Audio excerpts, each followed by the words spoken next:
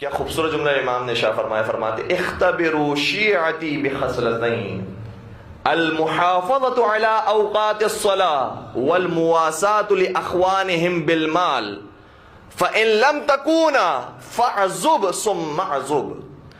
فرماتے ہیں کہ میرے شیعوں کو دو علامتوں سے پہچانو، اور یہ وقت آیا ہے ائمہ کے دور کے اندر، پیغمبروں کے دور کے اندر، انبیاء کے دور کے اندر یہ وقت آیا ہے کہ جب حکومت مل جاتی تھی انبیاء کو یا اوصیاء کو تو ہر ایک کہتا تھا ہم علی والے ہیں، ہم تو پہلے ہی سے علی والے تھے، ہم تو پہلے ہی سے آپ کے چاہنے والے ماننے والے تھے۔ اب کیسے پتہ چلے کہ کون حقیقی چاہنے والا ہے اور کون ابھی بنا ہے؟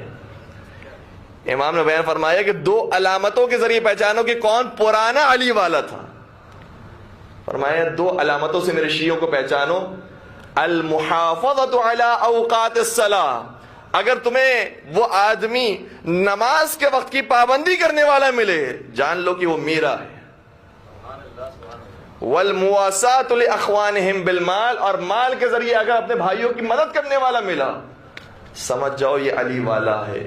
فَإِن لَمْ تَكُونَ فَعَذُبْ ثُمَّ عَذُبْ، اور اگر یہ دو علامتیں اس میں نہ پائی جاتی ہوں اس سے دور ہو جاؤ، اس سے دور ہو جاؤ۔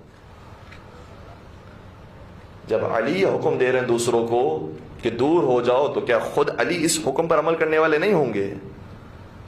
اللہ اکبر، اگر یہ حالت ہوگی تو پھر کیا ہونے والا ہے کہ وہ جو نماز کے وقت کی پابندی نہ کرنے والا ہو، مال سے مدد کرنے والا نہ ہو، اس سے علی دور ہو جائیں۔ اللہ اکبر۔